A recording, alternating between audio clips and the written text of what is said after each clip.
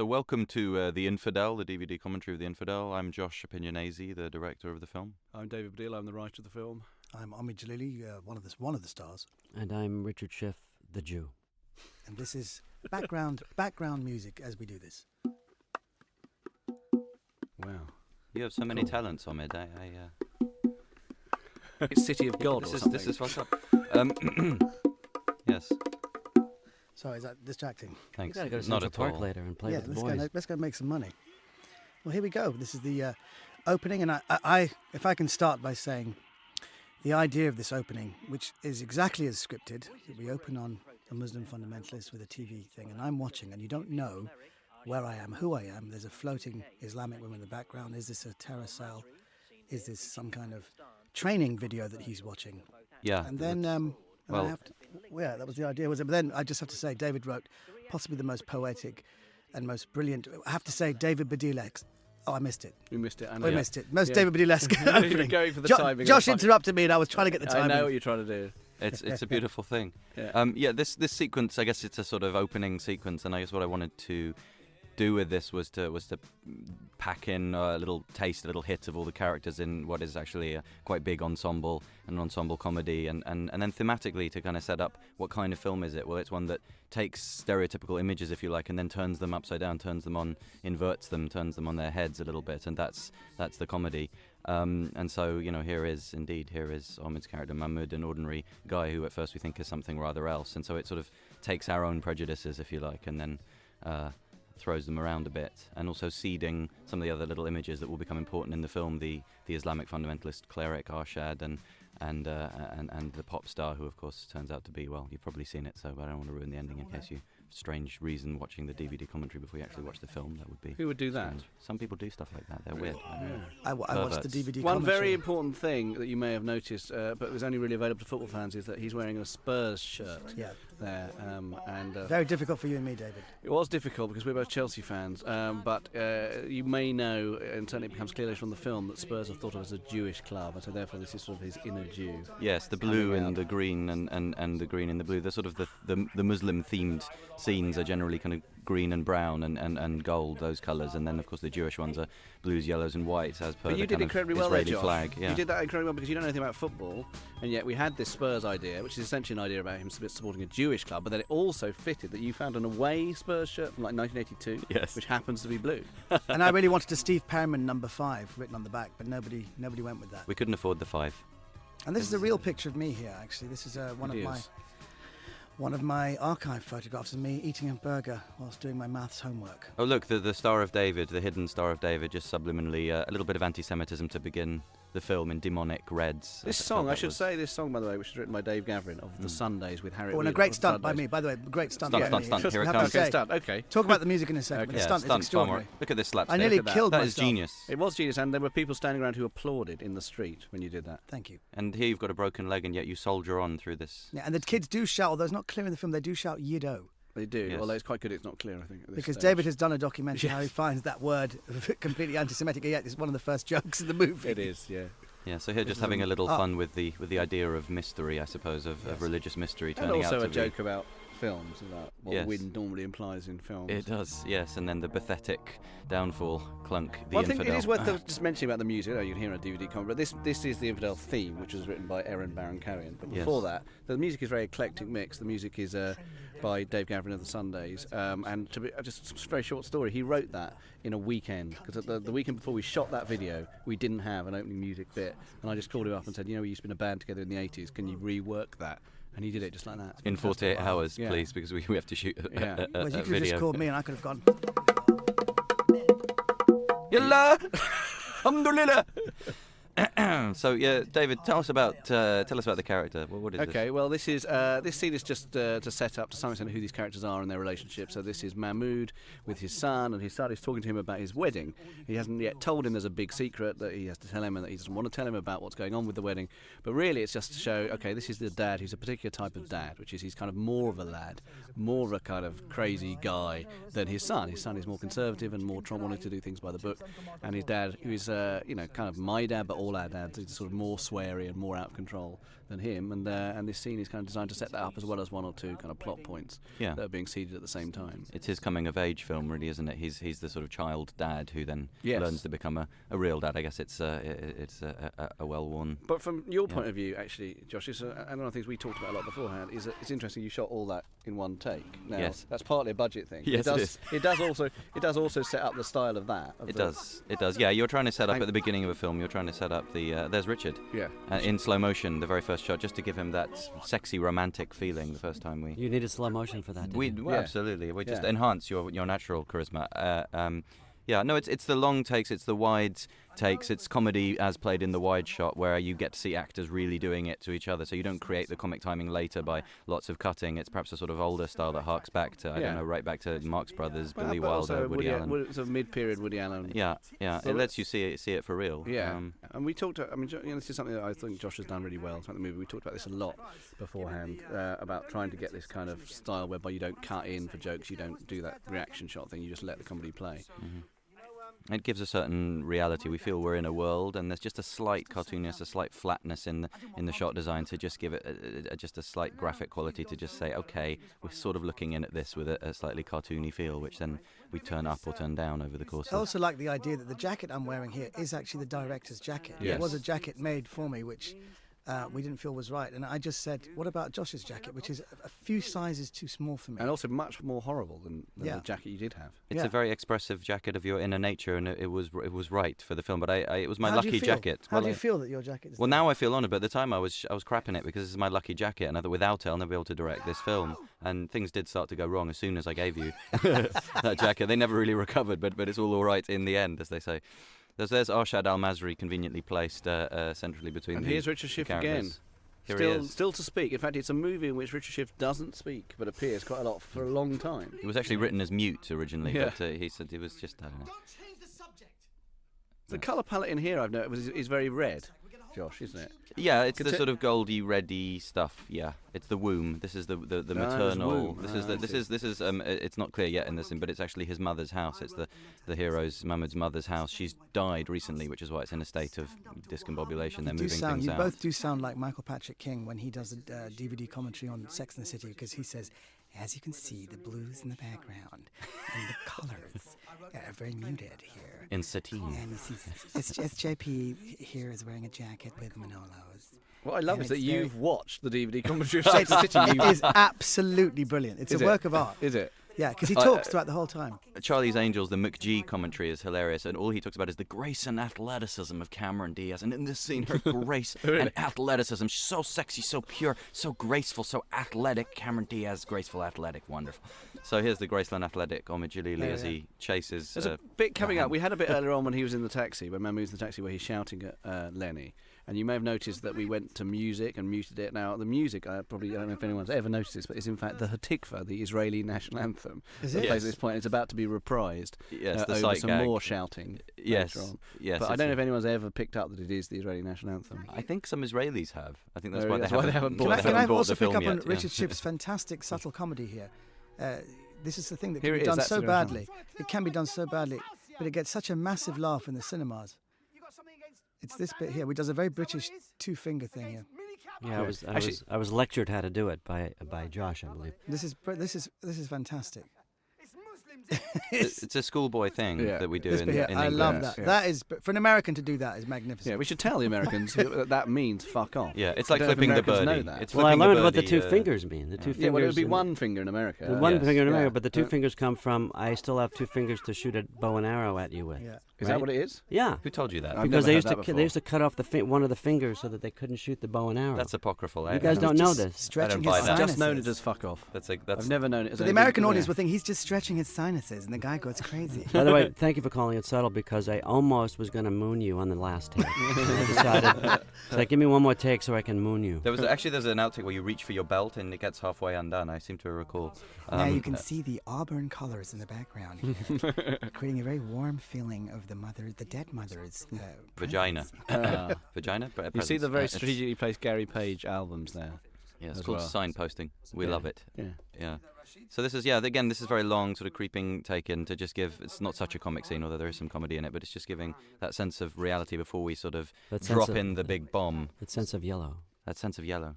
Deeply the yellow camera sense. is actually punching in right now very slowly, isn't it? It is. It's creeping in. This is a tough thing to do for the actors. Here it is, 3-minute take or whatever it is, 2-minute take in a single thing. There's no room to breathe. It's the high wire act. It's the high wire act for the crew as well. Was this on track? It's on track. Very small, very yeah, tiny tracking in thing. I mean, what it does on set is, if you shoot this way, is everyone is crapping themselves, because you know that if you get 2 minutes into a 3-minute take and something goes wrong or somebody drops a line, you've got to do it all again. And so it's a real wind up. But it does give an energy that you don't get otherwise. This one we did about 15 times. I did 14. Yeah. Are You can remember? You can remember? I do remember it. Yes. I remember it. I don't even remember the number of takes we did. Not always, but this one I remember the painful quality of doing a 14th take on this one. Now I know why I was in the trailer all day that day, waiting forever. I do remember we had a hair in the gate, and someone on set very cruelly said to me, "We don't usually get hair in the gates unless there's a hairy person on set." And I thought that was really But cool. people won't understand that one because they think, well, he's bald. But in a moment, you'll see. Yes. In a scene at that time, you'll see what he means by hairy. Yes, this is the man machine that is. Yep. Well, they felt that some hairs on my body had just floated through the air and gone. Well, in fact, hair in the gate really means something in the film, something like a hairline fracture. Yeah. It's nothing to do with hairs. Yeah. But they made me believe it was my body, so I kept trying to see my collar here. I kept patting my collar down so my hairs wouldn't leave. Yeah. So this is where we drop the bomb in the narrative. We've been waiting for this moment. So the film has this sort of slow pace building up to the bomb drop that And kind this of bit always comes gets a now. laugh now. But that bit Yeah. shouldn't get a laugh, but it always does. I think it should. I'll be honest with you. I asked a lot for that. I said, why can't we just stay in bed, start in bed? Why did you have to show my The hairy things you body? tell actors, it's because of the character. That's how he would do it. Meanwhile, I must just interrupt and tell everyone watching this to look at Omid's shoulder at this point. I mean, this is a moving scene. Okay? Teen it's Wolf. a moving scene. Yeah, exactly. But there seems to be an animal in bed with these two people. Yeah, the actress should have gotten a combat pay for that. Yeah. It actually looks like someone whose head has been very badly burnt. Is standing behind Omid. Can I say something serious about acting now, please? I don't know. Oh, dear. If you like. Yeah. It's You Still, bastards. Archie You Punjabi. bastards. Archie looks lovely. she's a lovely, gorgeous woman. And we love her. Yes. So this was filmed where? At Chingford Town Chingford Hall? Town Hall, yeah. Was it Chingford Town Hall? This one wasn't actually. This was Hornsey. The interior is Hornsey love Town Hall. this The woman. exterior is Chingford. I love, what's her This name this again? woman is Miranda Hart, who Americans should know is has becoming a very, very hot in the sense, no, hot in every sense, comedy actress in Britain at the moment. Good recovery. Thanks. She's got a sitcom on BBC Two at the moment, and I think Eponymous sitcom. And actually, this was another part. The actress who was going to do it couldn't do it at the last minute, and I called Miranda. She did it like the next day. Well, And she's just hilarious, Miranda. I think she's such a funny-boned woman. She introduced herself to me before the premiere in England, and I had not ever met her, so she was very kind. And Yeah, and then when I saw her in this scene, I thought, this woman's remarkable. yeah. She's really She's funny. brilliant. I mean, in terms of the story, it's sort of worth saying that one of the things that I guess is original or unique, perhaps even about this film, comically in the story, is that instead of being the standard ethnic comedy as an assimilation kind of narrative, it's about maybe a girl or a boy who's getting married, and will they leave their culture, or will they come back to it? Whether it's Bend It Like Beckham, whether it's Fiddler on the Roof. It's about how do you assimilate to the mainstream culture or not, the white culture or not, My Big Fat Greek Wedding, whatever it may be. What this film does, what David's done with the script in this film, is something I don't think I've seen elsewhere, which is it really is about two minorities in dialogue with each other, two communities in dialogue, and I think that's a sign of the times. We're ready to be able to sort of look at people in this way now and tell these stories in this different way. Miranda here plays one of the only, let's say, white mainstream characters, a character from the majority culture, and she's a gatekeeper, and I think the only other character is a policeman who's also a kind of gatekeeper, an official who sort of marks entry or the possibility of passing into the mainstream. I think that's kind of interesting. I think it's very interesting how Josh is finding space to say the serious stuff within this DVD. You like that? Yeah. Everyone else sort of goes quiet for a bit while you actually do the academic stuff. It's a lulling. It's No, lulling. it is quite lulling. It's kind of, yeah. I found myself like it's like a bedtime story. Yeah, I I like had the it to an- blues and the jade colour in the background there. Yeah. Now I was going to say something else about Miranda, but I've forgotten now. But this is a That's great your- reveal here, though. Thank you. Yes, it is. This is very clever. Really Thank you. right That's there. good. I like it too. She's actually... Not even- Right I've always there. liked the fact that it says breezy on the back of the Yes. wheelchair as well. Breezy as you like. Yeah, that's funny. That is good. Yes, this always gets a laugh in there. Yeah, very much. So. Yeah. And this is another example where I think another movie would have cut in. They've cut in for reaction shots of Miranda and whatever, Yes. which would have been wrong. Yes, I mean the deliciousness of sort of being made to wait. Sort of, it's frustrating. I think that comic frustration is underused these days. And also background action. I love to direct the background action. So slowly you only maybe notice it the second time you watch it. But when the security guy comes in, that she's called, I think that's quite fun. The sort of impending And they all background. watch, yes. Yeah. And possibly the biggest laugh in the movie here. I think so. And I deliver it mostly behind it. Look. Oh, what? I'll give me a break. You find out you're Jewish and suddenly some bloke in a uniform's leading you away? That's ridiculous. It is a very big laugh. Something It's a great line. I want to say about Miranda before she goes away from the movie is, do you know that she claims to be third in line to the throne if we'd had a Stuart line in England? If there hadn't been a Reformation, she would be third in line to the throne. That's a big if. Oh, Yeah. extraordinary. Yeah, it's a 400-year if. I know, but still, I like that. Look at checking out those burqas there, and the choir were fantastic. I love the choir. They did us a great service. Same choir at the premiere as well. That's right. Yeah. Yeah. This is good. I like this bit very much now. David had an idea that at this moment I should just put my hand on my nose. Yeah, Josh resisted it. I think he was possibly right to resist it. See, Yeah, well, Richard's loving it. I'm laughing. It's funny. It comes later in the movie, the nose touching. there is So some nose I touching. feel like we could wait. Yes, this is Walthamstow Market. Very, very, very much a genuine London. This guy really market. scared me on the day. He always looked at me like that. Anyway, He's intense. He's a pervert, actually. I shouldn't Don't say you can that. say that. No, he's not You a pervert. can't say that. He's a nice man. Yeah, Who is he? I don't know. We don't know. Something I want to point out the music again here is that we got Erin Baron Cohen. This is a bit of klezmer, but we got him to add tablas and sitars to a klezmer track to indicate how mashed up Omid's kind of ethnic personality is at this point. Yes, the ethnic abyss, the abyss of identity in which he spirals. There's something I think no one ever hears here, which is him saying, "I'm sorry for that," looking at that pram-faced tart in Tesco's. I don't think anyone ever hears it because No, there's a I've callback heard to that it good later. beautifully dubbed just now. They said it perfectly with my voice. It was perfect. Really, was it? It was. And what I like about here is these two Jews come in. They always do that. Jews always talk over you. This happened to me actually at Ben. What do you mean, Jews always? That's ridiculous. Anyway, what I was saying before about the actors and stuff. I can't say that now. No, he's being a Jew. He's following your gag. You see?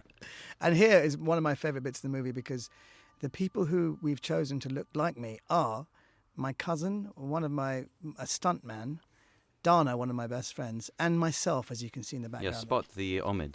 Yeah. Can you spot the Omid? Some people notice it. There's some me people right in don't. the back. There is There right you at the go. back. That's I think Omid it works at a subconscious level, we hope. It's always disappointed me that my brother, who I've always thought is a fantastic lookalike of you, was lined up for this, and you'd already got all your Baha'i mates in. Oh, I'm and we so couldn't sorry. get him in. That's Ivor Badil. I have yes. a video. He really looks like you. There was a lovely mosque that they lent us very Hounslow kindly. Mosque, yes. Lovely guys there. Well, you'll know, so there's no point in not telling you this is a dream sequence, but we've tried to play it as much as possible so you wouldn't realise that initially. Yes, there's a shot come as you make films and you edit them hundreds of times, see each scene thousands of times. You start to give shots little names. That shot there, where he looks down at her and says, "What do you mean?" I've always called that the Shining shot. There's something kind Yes, of you did creepy. throughout the edit. You said, Yes, said I like that the yeah. Shining quality. 2 frames more on the Shining shot, Yeah. please. Yeah, Yeah. You give shots little names just because you're so sick of seeing them. This is nice. This always gets a slight cringe from People are always gasping at that Yeah. Holocaust thing. Yeah, Yeah, it seems I've always been a fan of it. it's a well-worn part of the culture, the Holocaust gag by now. Yeah. Surely, Yeah. I hope my grandmother would be appalled. I remember shooting this. This was my very first day. This is the first shot I did on the movie. Yeah, we put you in Yeah. a tutu for the first Yeah, shot. and I thought this doesn't bode well at all. It's a good warm up. I didn't even understand what we were doing. They said just This try is and my smile. voice, by the way, in the background going Juden Rouse. Yeah, not many people know that. Judenhaus. Yeah, it's good that. Is that a cabaret reference? What was that? Juden Rouse. It's the Jews thing out. the Jews out. The Jews Nazis. No, the star and the trapeze and all that. Yeah, it's kind can of I say something about cabaret? that? It's about performance. The whole film, really, the Wow. kind of visual idea behind the film is that we perform these roles. People say you're a Muslim, so you play Muslim. Then suddenly they say you're a Jew. You think, oh my God, shit, I have to play something else now in my life. I have to play husband, whereas before I was only boyfriend and so on. And so the spiral that he falls into in this high comic way is really about suddenly having to shift roles in a way that's deeply uncomfortable, and he doesn't know what to do with it. So yeah, he's on show. He's in a tutu. He's in the spotlight, losing his religion, and that's what happens Elicited again the, and again. It is all the those opening things. of Cabaret. It's Remember all- that? Yeah, The it opening is, one a with bit, the it is Exactly, also just yeah. that sort of the showbiz thing. It's allied to just a sort of weird logic of dreams that it goes crazy at the end. I'm glad we didn't have this discussion before we shot. Yeah. Yes, This I is the spared you only, that. the only scene in the movie which I wanted cut, but because of the having the imam, I like the imam so much, it didn't bother me because I think he's such an important character, and I think everything is very well acted here, and we've done very well with possibly the worst scene in the movie. I want you to look at David's face when I say that. Thanks, Omid. Thanks for that show of support. It's I hate this So scene. Omid is someone who is among the many things that are involved in Omid being a live wire to work with, particularly publicly, is his tendency to always up front when he thinks something is bad or wrong, which is quite good, really. One tires of people always being positive about one's own No, work. I think we shouldn't be. I don't agree. I like this scene a lot. Do you? Yeah, I like it a lot and I like that. I particularly like the way it's filmed, and I also like that character. And I think I like the fact it comes back later on. That works very well. Comes back later on as a reason for what the wife thinks is going on. Mm. Again, it's about the gatekeeper, though. You know, who gets to define our identities when we're not quite sure what they are? You know, these religious figures, the figures from offices, the police, whoever it is, the state. You know, they're sort of saying, "Well, you're this, so act like this," and then you think, "But I'm not that. I don't want it. That's weird. No, I'm some other thing at the same time." Imam.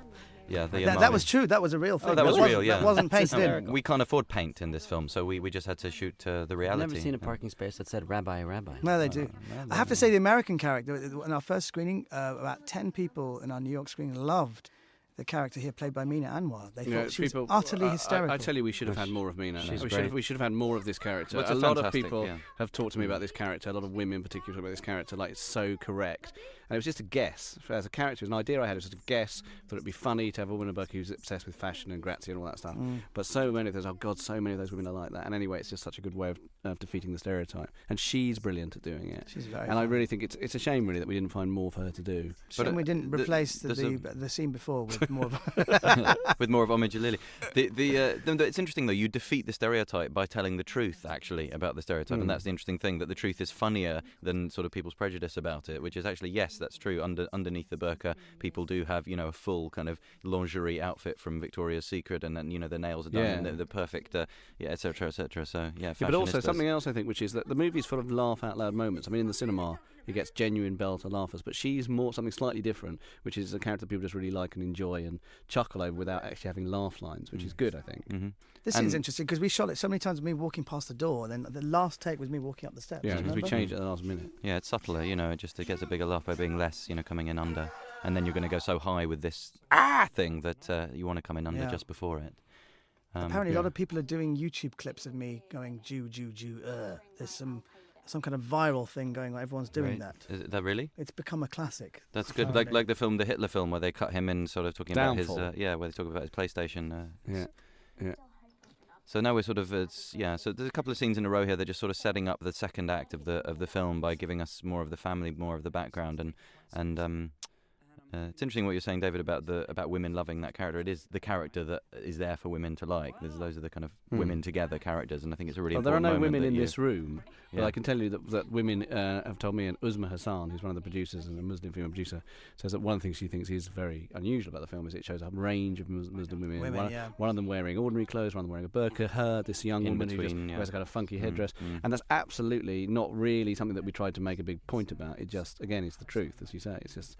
It's just an ordinary Muslim family, and I think that was your kind of core idea that was so great. Instead of making him a fundamentalist Muslim who finds out he's a Jew, which seems like a funny sketch, actually, if you want to sustain a story, let's have, you know, the really taboo-busting thing is just he's a bloke, he's whatever, he's a dad, he's Homer Simpson, who happens to be, among other things, a Muslim. Yeah, but also I think, you know, a few people have said, oh, you know, that seems like the way of going about it. It's a more fundamentalist thing, but the thing is about religion and culture is it often doesn't become important to you until it's under threat. Mm-hmm. And that's when you think, like, oh, God, but my identity is bound up with this stuff. Yeah. And that's what happens in this film in a way that isn't as straightforward as I am a fundamentalist, oh no, I'm Jewish, which is, as you say, a sketch. It's a cartoony idea, but I don't think it sustains a character that we care about. I mean, it's very important, and this is why Omid Jalili is the only man that can play this part, that it's a sort of non-misanthropic part. He's just a lovable guy. He's a klutz. He messes things up and futzes around, but he ultimately is very human, accessible in that way, because to deal with these vexed, explosive questions of religion and so on in a light, comedic way, you have to have that centre. Yeah.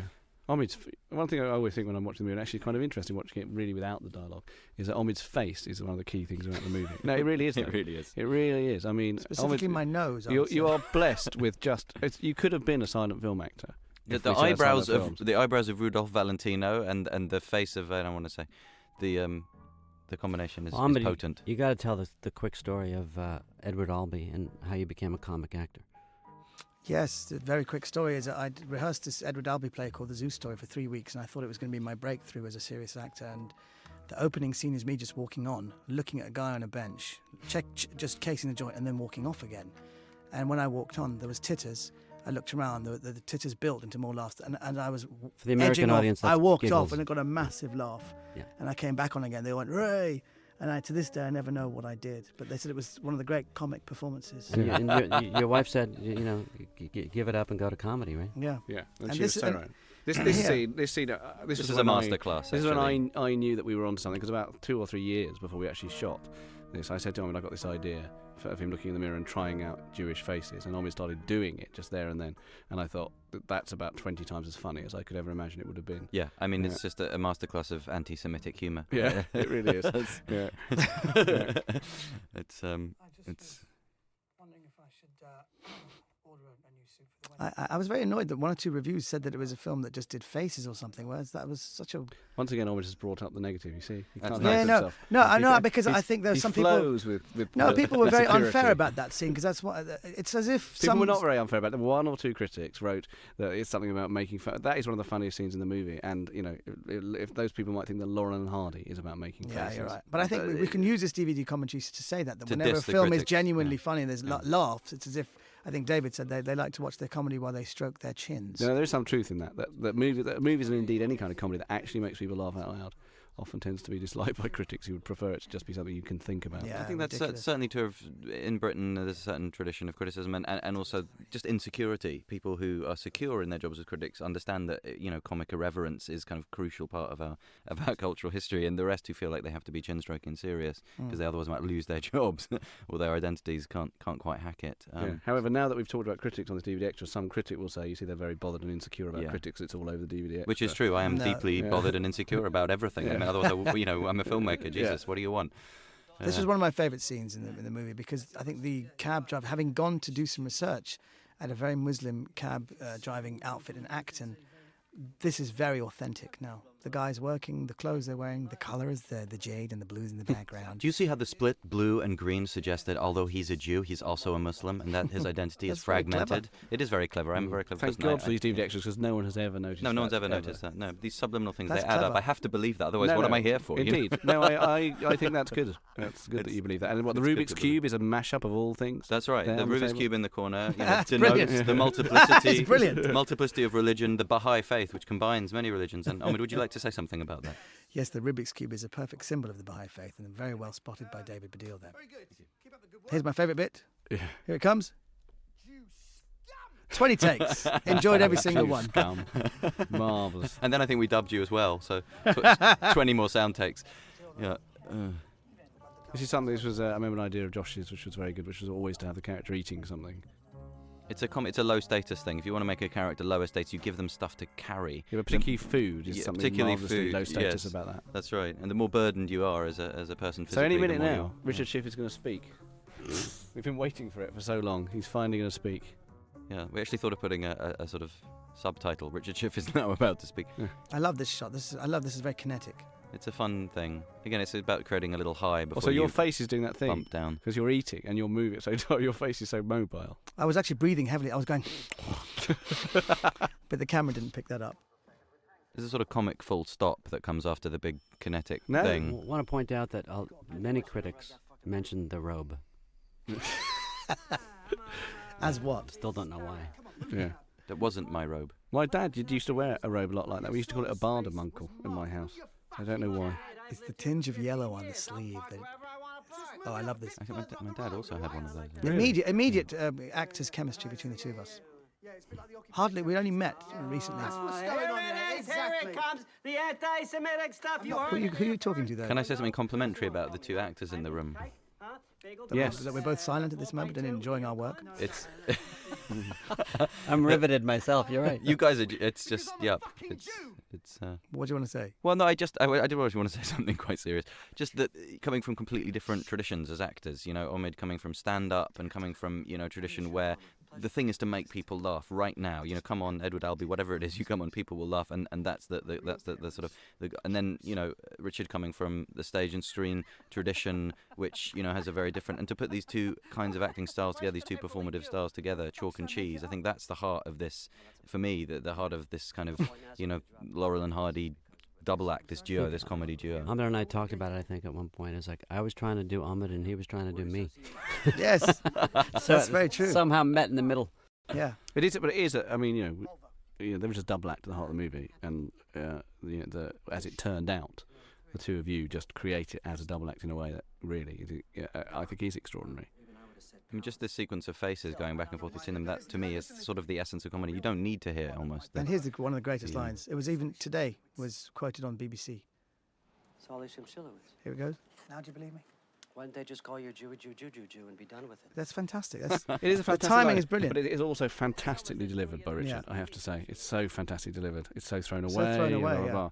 I'm now going to just eulogise Richard in particular for a minute as a writer. Is that Richard has to some extent more wisecracks than anyone else, and he actually has some quite ornate sort of one-liners. And yet Richard's skill in particular is to make almost any line that I wrote, some of which were just simply things that no one would ever really say, sound like they are actually coming out of a person's mouth.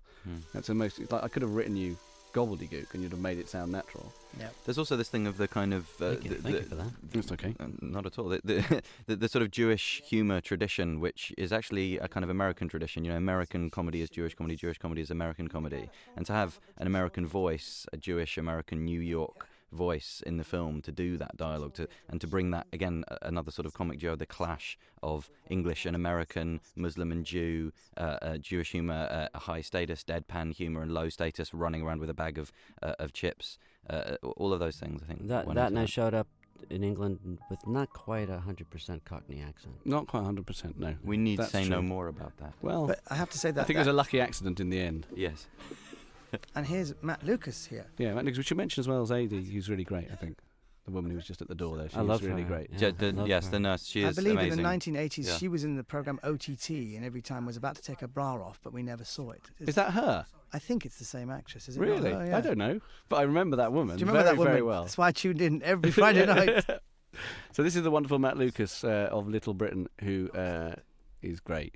He's great. What's great is the guy in the background is walking ever so very well directed. By That I like. Thank you very much. Thank you. But one thing that is incredible about the Matt Lucas's appearance is that we now have a movie, essentially a mainstream movie for all the fans, a low-budget movie, with 3 bald men in major roles. That's never happened before in the history of film. Here. Yeah. God, the powder costs, they were huge. The amount of below the neck hair is worth commenting as well. I think Matt's Well, not in great Matt's here. case. No. Well, it was good that we got the alopecia into the film Yeah. through, the sort of genetic, the line about I think the also genetics. Matt's choice of playing him as a South African Jew, which I understand for Jewish people is extremely authentic in London right now. Is that right, David? It was we It talked was about Josh's this. choice. It was your Yeah. choice, I think. Well, it was. There's the I remember we were yeshiva. writing it. We were Yeah. writing it, and you said, let's make him South African. A light- Because just so many of them are. yes. I remember you saying that. Yes, a light South African accent. It comes from there's probably some mad yeshiva somewhere in Durban or something where they churn out very hardcore rabbis and sort of export them all over the world. But it makes him less sympathetic. I mean, I don't wish to be I don't think any South Africans will watch Can you this. say that? You can't Well, say do you remember it, there can was a thing on Spitting Image, a very famous song called "I've Never Met a Nice South African." Do you remember that? Oh, you won't No, remember I it. don't remember that. Yeah, it's a very funny song. And so they're the new Germans.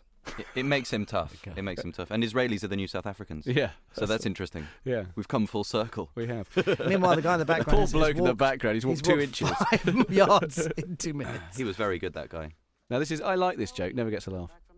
Dodie, That- you've come back from the He dead. gets a laugh. I laughed. A friend of mine who's actually in the movie, Martin Redwood, as an extra, says that's his favourite line in the movie. My Dodie, favourite who- line is actually from the nurse when she says, "Very tight." Very Yeah, that is tight. funny. That's very funny. That is funny. I really like that. So here's some nice shots of a Jewish bookcase and a Jewish household, frightening to the Muslim who's now inside the house. That got a laugh at Hammersmith. that Yeah, night. yeah, no, it gets a laugh. Tends It's to a get a nice, laugh. simple visual. Keep the thing low. And the tea making sounds in the background very important. I like the tea making sounds. Yeah. And Save the, us- blue, the save us blues the in the budget. background. What was the blue thing? There's an Well, interesting it's the, comic thing that's happening here, which is that we were in the edit, I remember, and we were keeping the music going, and then we realised you can't keep the music going and get a laugh from the pig.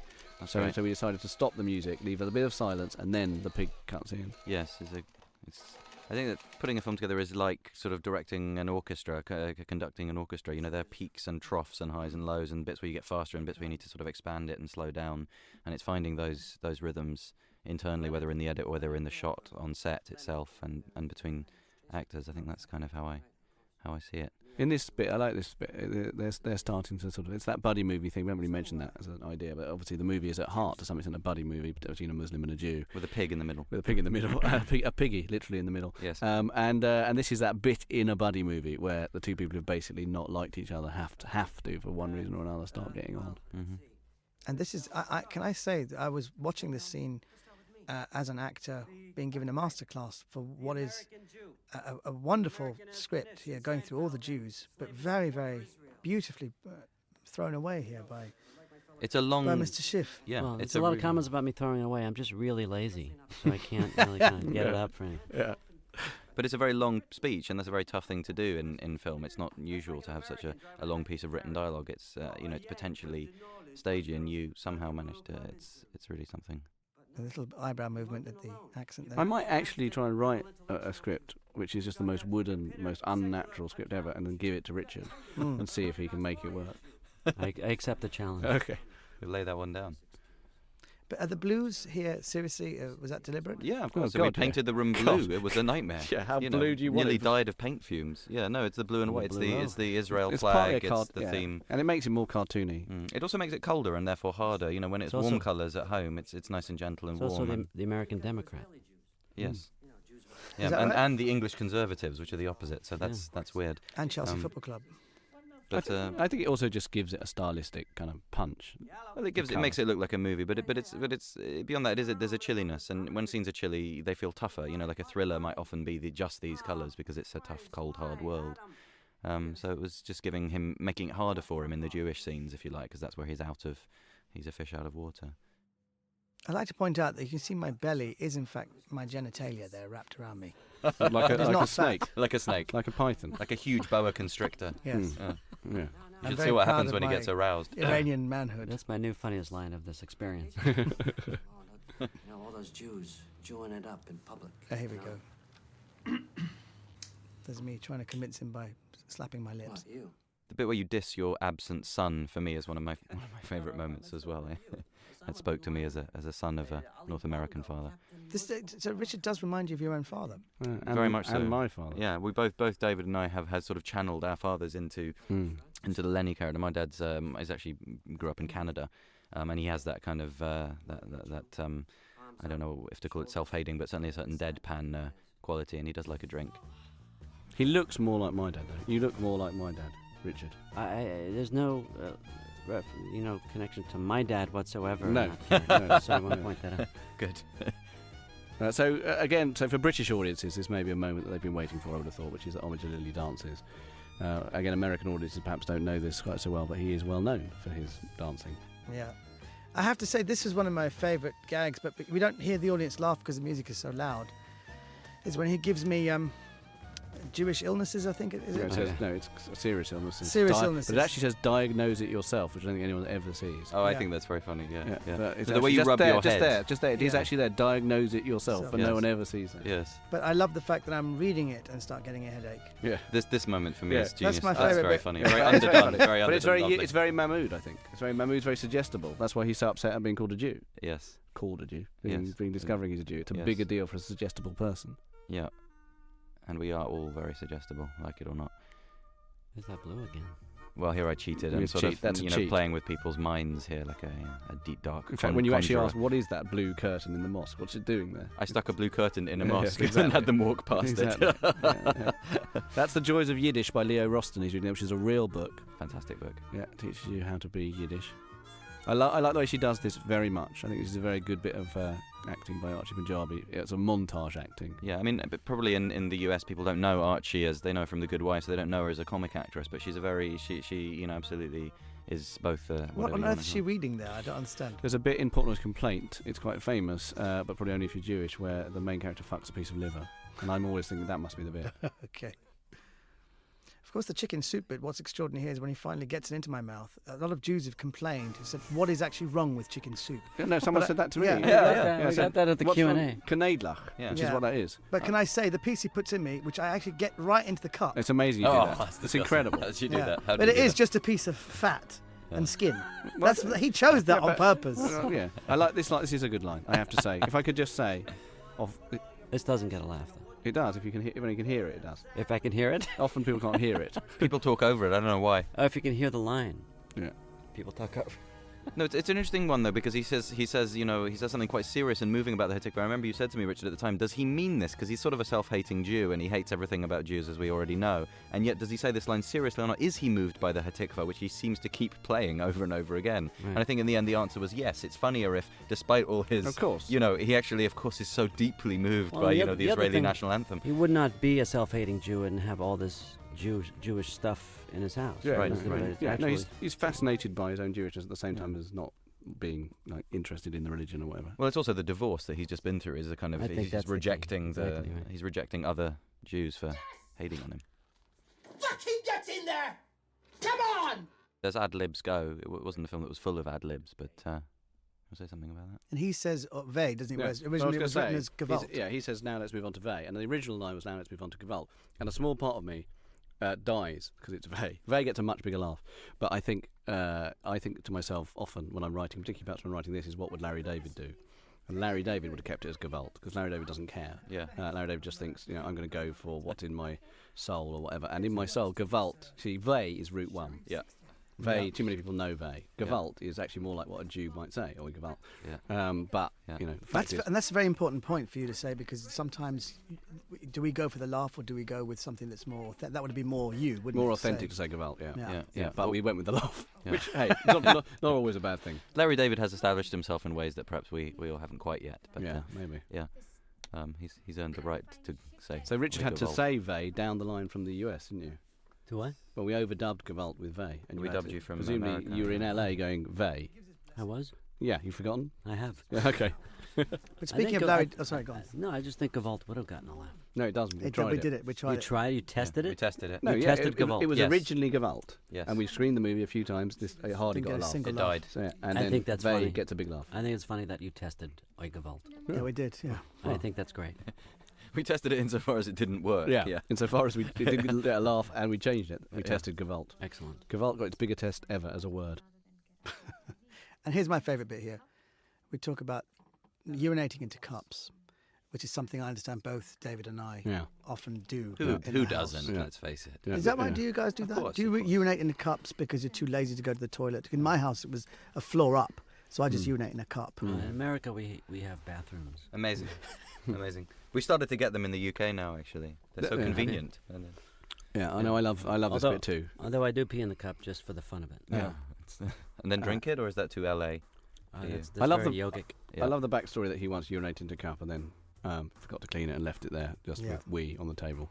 There's a lot of face slapping as well. Archie gets slapped a couple of times, and then she retaliates in a later scene, which we'll see. Bruce Dern, the actor, very famously used to, when he was working in Mexico, used to urinate into Evian bottles. There's Martin Redwood, that's yes. my mate Martin Redwood, who you play football with. So just something about this. The idea here was... I'll forget the Bruce Dern story. It's going nowhere. Go ahead, Joe. Well, I don't know who Joe is, but Sorry, Joe. I'm Josh Pignonesi, director of The Infidel. The idea is it's a sunny day and it's protest, but protest, of course, is a form of entertainment you see in modern political society. People just sort of go out and have a laugh and chant a bit and sort of shout and wave some things and nothing changes. And so this was the idea. It's a sort of fun day out, a sort of slightly cartoony, but in fact... and then what you have is a kind of broad spectrum of people protesting pretty much anything. Yeah, it's sort of Palestine, but it's also sort of stop the war everywhere, and it's also sort of be more green and no blood for oil, and it's all those things at once. And only a tiny proportion of those people are nutters who want to sort of wipe out the Jews. So that's what that kind of sequence was supposed to show. More importantly, this is the day of the British FA Cup final. Yeah, so I wasn't there. I was on set every day, annoying Josh. And the guy on my right was receiving texts telling me what the score was. Hence your expression there. I was more concerned about that during the day. Yeah, no, it was a lovely day. It was a beautiful day, and we kept losing extras because they said, we can't bother with this, it's too nice. Yes, they did. First day of spring, so we're going to leave now. And I ended up with about 30 extras trying to make a 5,000-person rally, which was tricky. But I actually did burn my finger here. Of course you did. If there's klutziness to be had, you will have it. That's genuine. This for me was actually the toughest scene in the sense that when we talked about this, we were talking about the script and how far do we go with the politics. And this is kind of an edgy scene, the sort of burning of a yarmulke with all the people. Very edgy, but even edgier was the hook to press play. That's my favourite cut in the film. I just wanted to point that out as the director, to cut from the burning in the other scene, and then the hook hand, and then cutting to him sucking his fingers. I think that's a very nice piece of pathetic editing that the editor came up with, Kim Gaster. Lovely chap. We're supposed to say our names, aren't we, at various points? I'm Josh Opinionese. I'm David Baddiel. I'm Omid Jalili. I forget who I am. Yeah, that's good. We've forgotten. Yeah. I like that little thing you've got there, Richard. That little drinking thing. I like that too. What is it? A little silver whiskey. That's whiskey bottle. Really whiskey. Plastic whiskey bottle. All right. It's a lovely little character. Airline bottle. I just look at Dave Schneider. Dave Schneider behind. There's your mum with the tiara as well. The tiara. Hey. Now you should know that my mother thinks this film is about her. And turned up at the premiere wearing that gear. Yes. Just so people wouldn't notice. You'll see her again later on. By the way that the guy here says Mazel Tov after such an awkward pause is great. He is funny, isn't he? It is great. I love this. Mazel Tov. He was an amateur. He did it for real. He was the Mazel real thing. Tov. This got a massive laugh at Hammersmith, this line. This is one of a few lines in the movie that I used to do in stand-up. A Buddhist Jew? How does that work? Believes you should renounce all material possessions but still keep the receipts. Oof. Buddhist is a line of mine from stand-up. Oh, and there's the ex-wife. But Maurice Grosse. Yes, that's another thing, is Maurice Grosse, who she's going out with, is named after a psychic. And I actually called a psychic character, a very minor character, in my first novel, Maurice Grosse. And he's a real person, but he's now dead. So I can call him it and not get sued. Yeah. Although he's a psychic, so who knows? Beyond the grave, he could sue you in strange ways. Yeah. And here's the very sexy Tracy Ann Oberman, who I believe Richard Schiff on first take kissed on the lips, which took her by surprise. That yes, that did. No matter how much I told you that was not in character, you just ignored me there. Oh, as I am wont to do. Did I kiss her right on the lips? And what did she do? No, I think she grinned. Oh, good. And blushed. What would you do? We didn't use that? No. We should have used it. We used it elsewhere. Why have they both got flowers on their heads? It's a design feature. Is it? Yeah. Fair enough. That the other woman is called Jo Brooks, I believe. Yeah. Yes. Fantastic. Very geschmack. It's me trying to be Jewish. I love Richard's reactions here. Great. Yeah. Look at his face. Tracy's doing a very good face as well. This is the one moment where we said, okay, so it's now he's in sort of Jew world, and it's pretty broad, let's face it. You know, we went cartoony on the Jews because we had sort of one scene to do this. So it's maybe worth saying something about comic stereotypes here. So there's a few people have said, well, look, you know, you're recycling these tired old stereotypes of this and that. But, I mean, I guess you can't avoid stereotype when you do comedy because stereotype is what makes people laugh. And then what we hope to do is then invert that stereotype or play with it or complicate it in another way. Well, no, what you do is you make it new, because the fact is stereotypes are based on a thing that actually exists. But for me, the thing that makes the stereotype new here is the Israel thing. Absolutely. It's because these women do actually exist, and it would have been quite dull to just recycle them as kind of Becky, to use a Jewish word, or kind of obsessed with money or materialism Bosoms. or clothes or whatever. Yeah. The thing that they actually do at the moment is they tend to go on and on and on about Israel and have guilds supporting Israel and whatever. And that, for me, is not even a Zionist pro or anti-Zionist point to make fun of that. It's just what they do, and therefore up to date. Yeah. And by the way, this bit was written as he pokes himself in the eye. Yeah, you did manage it, sort of. Somehow. I remember thinking this makes no sense. It was useful to cut there. But I think the Israel thing's important because, you know, to walk this line comically, which I think David's script did so well, is to, you know, if you go too far one way, it's too cartoony and it's sort of toothless. But if you go too far the other way, it's unwatchably dark and political and difficult. And to sort of straddle that middle road so that it includes as many people as possible. It is great. Please watch Shiffy here. Please watch Shiff's reactions. This is very funny. Am I the only one who's going to say anything serious at all in the entire commentary? Yes. Will anyone back me up with seriousness, please? I've been saying an odd serious thing. Okay, thank you. I like the burnt yarmulke. It's good. It reads very well as burnt yarmulke. I have to point out that I've never seen Omid struggle so much in this movie, except for the point of that poking in your eye thing. You struggled over that. I did. Well, it hurts to for stab quite a yourself while, but in I the don't think eye. you thought it was funny, and yet you made it funny. Can we in the point end. something out here? I got to point something out here. She said Josh told the whole audience to sort of just watch, deadpan way. And I don't know if he told her, not special whatever, but the one person talking is my mother. There she is. There she is. Not ruining my Billy Wilder shot that ends perfectly on the rabbi. That's perfect. That's a great shot. It's a great shot. And then, you know, with your mum yabbering away in the background. Actually, I did read something that pointed out finally, because I really like the fact that is a shot that you described as being Eki Jew. Here is the Jew. Yes. You did put an Imran Khan banging banger track at the back of that, and I actually read on altmuslim.com that they were very pleased about that. Oh, they're so happy that people notice these details. Yeah, it's a good one. And I should point out at this point, Richard Schiff is actually very slightly tipsy. He has been drinking. And he was slightly emotional on the day as well. Very authentic. Nice. The eyeball that you give him there is really something nice, I think, for me. So here's Omid literally in the spotlight again, or about to be, and this was sort of the key visual thing. Here's a man in close-up going, oh shit, and everyone's staring at him. And that, either metaphorically or actually for real, is what's going on throughout in the film. That's how he feels. And I guess that's how we all feel when we're hurled into that the abyss, when our identities are hurled into question. So I've decided to pass the baton, to give the task to my good friend. Did we already get through the Morris? Morris Scott, did you want to say something about that? Well, I had a line in there that the Brits would have laughed at, which was, "Sorry, Morris, see you next Tuesday." Yeah, that And was it your was ad lib. cut, and I was cut. really, that's why I was really that's upset. clever. That's subtle. He was I furious said about it when no one noticed. I said, "See you next Tuesday." Sorry, Morris, see you next Tuesday. Was that in your speech? Yeah, ad lib. and they cut it, and they don't remember why they cut it. I think that this was put together from a lot of takes, this particular bit. And there was all sorts of issues with where people were standing and blah, blah, blah. Yeah, we had a lot of rows over this scene. How what do we include and what do we... So, there was a tale of a rabbi. This is the scene that made my my future in-laws the happiest. This is where I for them finally became a real Jew. I think that's fair to say. We talk a lot about ad libs and whatever, and there aren't that many ad libs in the movie, but there was an ad lib here, which we've just missed, which is Omid going Ya Allah at this point. And to be fair, we weren't sure about it, but it was a good idea because it's all very well having a bloke who's not very good at being Jewish in this scene, but what you have to remember is it's a Muslim who's struggling to be Jewish, and it gets a laugh, but it also reminds us at that point that he's not just a guy, he's also a Muslim. In a there's also, there's a really important point to make there about different audiences and the way that they react to this film. And, there are audiences that we had some sense how they'd respond, there are others we were less sure. And, of course, that there's a big Muslim crowd in the UK that we wanted to really like this film. But, I'm Jewish and Catholic and mixed up. David's Jewish. We had some Muslims working on the film, but no one knew because no one's done a sort of slightly broad comedy about Muslims, and actually those audiences responded, I think, best to every gag. To there's a sort of thirst to say, okay, finally here's a thing we can laugh at. Here's a character who's sort of a bit like us or like our dads or whatever, and it's a relief to finally be able to have that up on screen in a kind of non-misanthropic way and to be able to laugh at it. And I think that line, Ya Allah, that's the line where you're kind of, as Omid pointed out, that you're accessing that audience.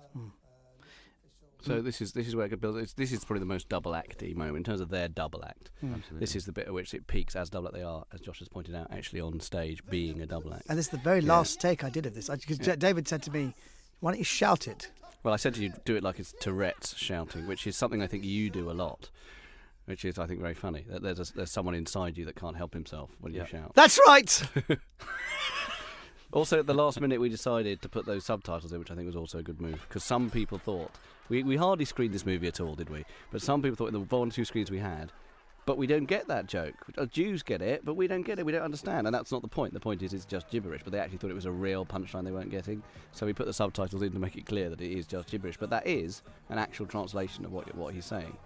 Yeah, pretty much word for word. Yeah. Gibberish, Yiddish, Yiddish. nothingy, Jewishy words. Yeah.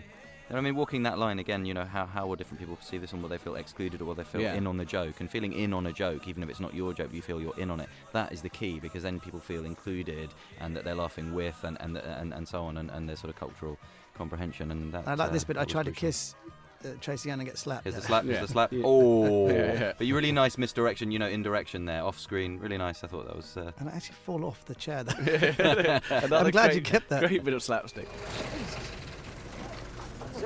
So this was a night shoot, and this one went on very late. I remember we were actually in the rain. I got flu that night. Well, we were gonna. Yeah. Is this the one we were gonna do outside, and then we decided to keep in the car because it was raining. It rained heavily. You can see the worked, rain. Yeah. Which really No, worked it works for really well because it's the most intimate scene between the two of them. But a bigger budget movie would just have put up a tent.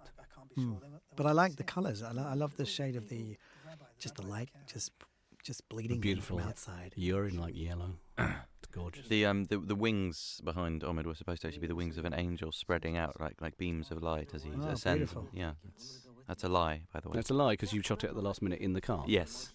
But, happenstance is part of Yes, you're right. filmmaking. It really is. Yeah. I really like Richard's acting here because the very last line is one of my That's the example favourite. I mean. That's an ornately written line. This is a big thing for me. My dad, my adopted one when he died. I The think line that- about therapy, which Yeah, I it's a like a lovely lot. line, It's a good yeah. line, but it's not something that people would genuinely say, and yet it sounds to me like it. Yeah. Finding out you're Jewish doesn't mean that suddenly every moment's a therapeutic opportunity. Beautifully, look at It that. is fantastic. It's a nice scene, that. This is nice as well, I think, this I movie. like this too. Salam alaikum, Mahmud. Walaikum assalam, Lenny. This moment, actually, is like first draft. This moment's always been in the movie. Shalom Aleichem. I can't say it. Can you say it? Alaikum Walaikum assalam. assalam. Yeah. And I'm glad this scene was put back in at the last minute. It wasn't at the last minute, actually, but yeah.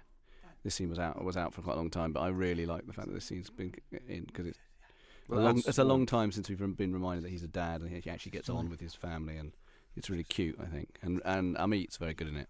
Yes, we should talk about Amit Shah, who's a kind of rising brilliant, and I think as a light comic actor, I mean, he's a very experienced in stage. He does a lot of work at the National Theatre, but this is his biggest film role so far, I think, and he's just a brilliant light comic actor to play that low status thing up against the father-son thing, and yet still somehow be more, if you like, noble, more educated, more self-serious than the father as well. It's really something.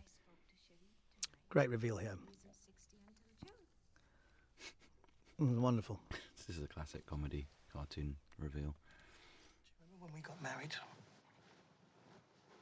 And you I'm promised. very glad I was wearing pyjamas here.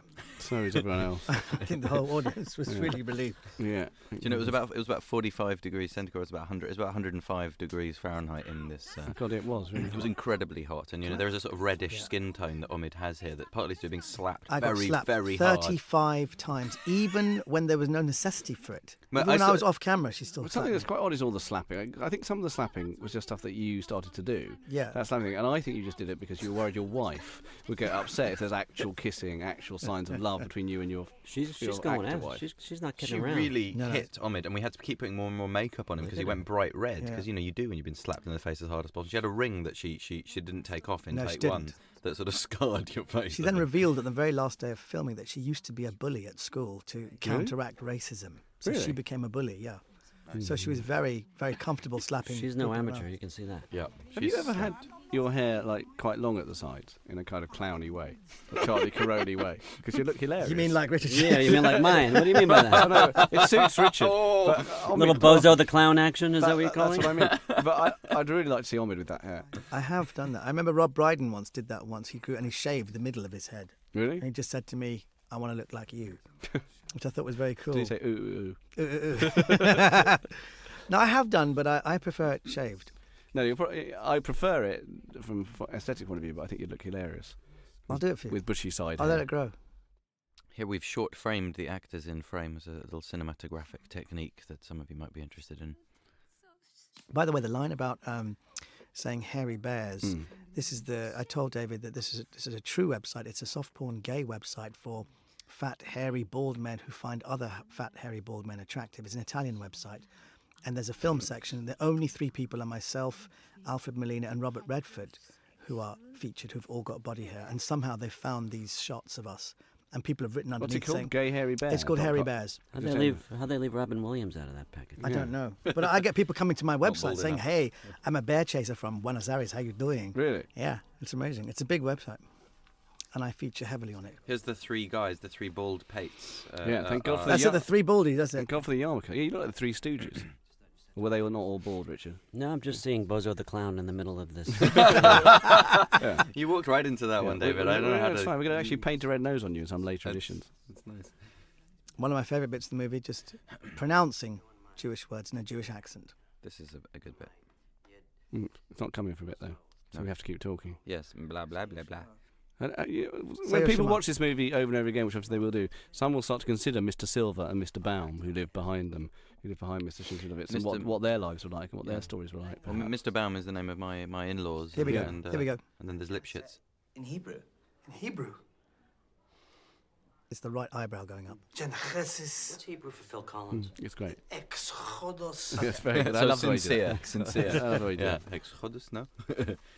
It's interesting. This is that's one of the clips that's been played over and over again on British TV. Tottenham Hotspur. Partly because Matt Lucas is in it. The other thing about the scene is, again, it's about the gatekeeper, and here very literally, really on the nose with the gatekeeper thing. Will this guy let you through the gate or not? Through access, what he deems to be Jewishness, and this is what you see, that, whether it's the Muslim Council of Britain or the Jewish Board of Deputies or whatever board it is that says you are a Jew and you're not, you're a Muslim and you're not. Who are these people that take office in this way, that decide to be the ones who can appoint our identities? So that was kind of... The great way he says hi is wonderful here. There's also a line that I think we came up with at the last minute to describe Matt Lucas, me and Richard, which was the rabbinical cue ball. That's right, that was great, an on-set thing, wasn't it? I remember that now, yeah. Yeah, it was very good. Rabbinical. This is personally my favourite shot in the film. Just throw that in there. I think I might have already said that other shots were my favourite shot. You have said that. This is my new favourite shot. It's very unusual that anyone would sit in a cab by himself and sit that way, but still, it's suited the shot. No, it's So good. odd, yeah. I think we buy it. The cut to the wide shot is what makes it, because they're, it's just cute. That's a British cab, and you can sit that way. No, it's never occurred to me that it's they're angry weird. with each other. They're angry. He doesn't want to look at him. Mahmud's angry with him. Mm-hmm. I don't think Lenny's quite picked up on that yet. Mm. And we're actually on a low loader here. We're actually going on. This is not in a screen. In a green screen. This is really going around London. But this is a bold scene, I think, and I've always been quite pleased with this dramatically, because I think they're obviously, there is anger between them, so there's anger from Mahmud to Lenny, but I think it's interesting that what they argue about is Israel, because Israel, of course, is still the elephant in the room between Muslims and Jews. It is. And no doubt there are all sorts of other angers that are always involved when they argue about Israel, so this is what kind of bearing that out. I think that's right, and I think what it shows for me is that actually arguments about Israel aren't really about Israel at all. They're about, I've got a bone of contention with you, and I want to amplify that onto as big a stage as I possibly can. Let's make it the world. Let's make it nuclear weapons. Let's make it Iran. Let's make it Iraq. Let's make it this. Yeah. And it is, about people inflating their own insecurities and vanities. Yeah, it's like your own anger's never quite enough until you make it political. Exactly. And I hope that deflates the sort of political point actually, rather than inflates it. Yeah, I would hope so. Yeah. You what? You heard me. Get out of my cab. Americans shouldn't bloody be driving a black cab anyway. Asshole. I'm gonna tell my family. I am. You know what? I don't give a fuck what you do. Anti-Semite. Islamophobe. Now, coming up is an ad lib. Suck my fat one! There we go. That's the level of opportunity. I'm sorry. That's the best I could come up with. I do love this bit. Which I did, of course. I made reference to the fat one in a few. You did just a few actually. scenes I ago. saw the fat one underneath your. You did. That's the one snaking around your belly as we speak. Yes. This is, the use of music here, this was David's idea, this piece of music, and of course then written into the script. But just that again, the abyss, the absurdity of being unseated as a man from one identity to another. I love the way that the music kind of laughs at him, sort of mocks him, and My that was the favourite thing bit. we Look used. at this hook. Hook. Dunking biscuit. Biscuit in Brilliant. the tea. Biscuit. That was, yes. He does that very well. He did that brilliantly. And actually, someone said to me recently, "Is that Sacha Baron Cohen?" Yeah, right. Doing a pretend ad lib. Yeah, like we'd have Sacha Baron Cohen in that role. Yeah, well, Whereas the next actor time. who played Rashid got very drunk at the premiere and was berating all of us for not giving him a line. Not Rashid. You mean the hook guy? Sorry, not Rashid. No, excuse me. What was the hook guy? Tariq. Hassan, I can't remember. Tariq. He was very funny. Hook Yeah, guy. yeah, Basically, yeah. hook guy. That's one of my favourite physical I said, you were great. He moments. goes, yeah. You didn't give me a line. Get lost. Doesn't he understand the power of silence? Yeah, he should have. The power of the hook. Yeah. That hook is worth 1,000 words. Stuart Scudamore there. Yeah, Stuart Scudamore was the other Islamic heavy. Who got the part when he said "Alhamdulillah" in audition? I said, "That's the man." Yeah, he's very funny, very good, Stuart Scudamore. I used him in my Excellent. TV show. Yeah, he's very good at doing that sort of angry pride look. Yes. So, We have to mention here. We fought to keep this, eh? yeah. Because we had so little And money Nabi that is getting the very rights cute. to Look at this, that. Yeah, the she's rights to very this cute. song had to be. Is it the theme tune to the worldwide Islamic Caliphate? Yes. Did she ever get it right? Yeah, yeah. Let's hear it. Is it the theme song of the worldwide Islamic Caliphate? Oh, Yeah. she's so cute. Yeah. Some people hear it, some people don't. She's not quite as good as Richard as dealing with rather ornate lines. She'll get there. Igal Naor, who you may remember from House of Saddam, who played Saddam, and here I think is kind of wonderful in his farty noises that he does as he sits down. He is, in fact, an Israeli of Iraqi descent, just to add to the multicultural melting pot of this film. Yeah, only a Jew could play the Muslim fundamentalist. That was clear from the start. This is the tits gag should have got a bigger laugh. Yeah, it doesn't get. But I'd say the problem with that is, apart from people possibly thinking it's a bit misogynistic, is that we cut a reference earlier on. I think there needed to be 2 references to her having big breasts. I think people have forgotten it by the time this comes in. Right. And we cut one earlier. It was a mistake. As the Holy Quran says, is children are our only trial. I like the tie as well. Well, because he's just done it up wrong, wrongly to try to, because he'd taken it off half and it's all gone wrong. Yeah, it's great. Yeah. That is, I should say, a false beard. Yes. He's got on there, and he's doing very good beard acting. He weirds it well. His beardy weird. Yeah. I think you should talk a bit, sorry, Josh, about the mise en scene, if I could say here, because it is the most kind of Wes Anderson-y type scene. Yes, mise en scène. Yeah, it's Thanks for pronunciation. Yeah, well, you're not a French film director. I'm not. But there's still time. Yeah. There's not much to say about it. It's just having this kind of low contrast, I guess, slightly 70s look, slightly washed out, so that it kind of just adds a slight cartooniness to things, not too far. But also the framing of like 3 and 3 and opposite on the sofa. It's what you call mannered. It's straight down the line. Deliberately mannered formality, which I think is funny. Yes, and there's like cartoon flatness. One of the things I admired about the way you guys shot this was a lot of comedy forgets to be flat when you shoot it. Mm-hmm. And there's so much depth and there's so much to look at that the thing you want to focus on, which is what's funny, gets lost. I noticed that when we were shooting it. How I'm a great believer in minimalism. When you go back to the Honeymooners, it's 4 people standing across in one line. That's it. Yeah, it's funnier and it's clearer, and the eye goes to where the eye needs to go. I love the way in American, I just shot a pilot with Paul Reiser, and the word funny was mentioned probably every 10 seconds. Was that funny? I think that's funny. Do that? No, that's not funny. Everything, is that funny? Let's do it. It's funny. Yeah. We all use the word funny a lot. Whereas in Britain, we like to say it works. That works. Yeah. In Britain, we feel we're jinxing the comedy if we keep saying, that's funny. Who's the famous director who does all the comedies? Cheers and what's his name? Very famous guy. I did a pilot with him once, and he would just sit there and most successful sitcom guy. And people out there will remember his name. I know who you mean. Yeah, the director. His father was the Broadway guy. But anyway, he was sitting there, and he would just go, "That's funny," and that's not funny. He would never laugh. He would just go, "That's funny," meaning let's keep that. Comedy is a very serious business. Story works a lot better when you know who I'm talking about. It is, but the director of Cheers. But it is a very serious business. Comedy. It's not funny. A comedy film set. It's a very tense, stressful place. Yes, that's true. I didn't know this. I was an art house film director before I came onto this film. I'd done very little comedy. I had a couple of comedy shorts, but I came on this, and David said, "Why don't you direct this in a slightly artsy way to give it."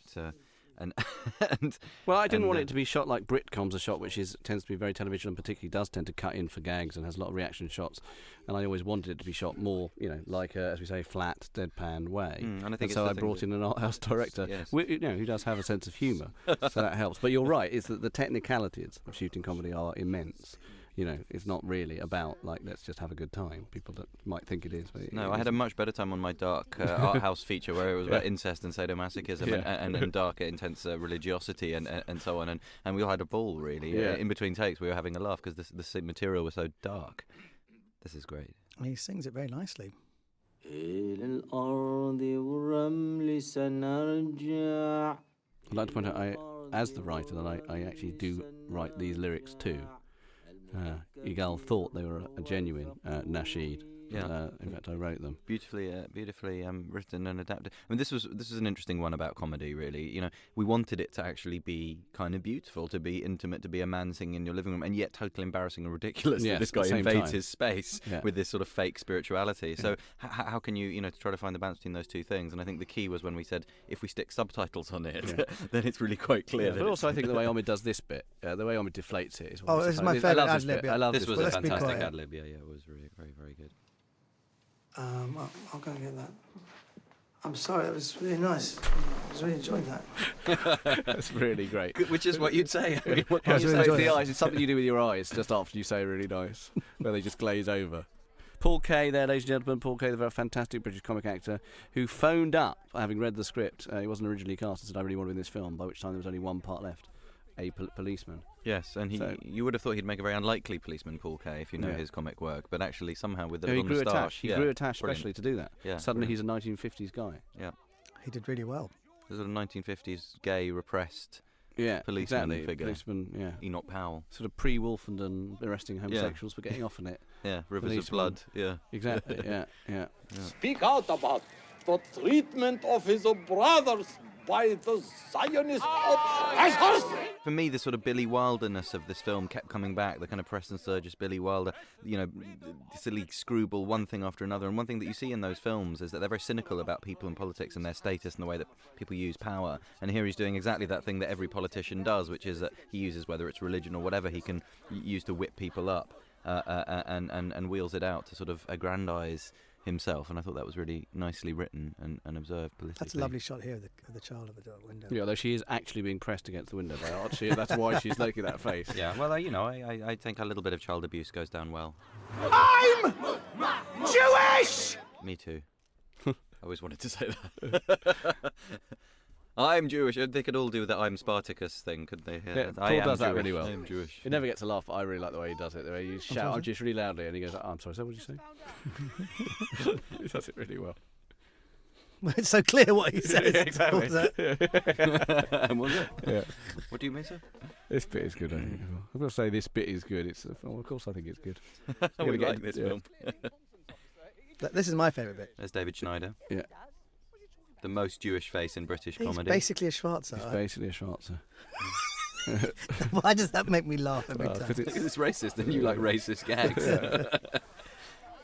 But I'm clearly not a Schwarzer. That's... Yeah, but from a Jewish That's what makes me laugh. From a Jewish perspective, you are. Schwarzer.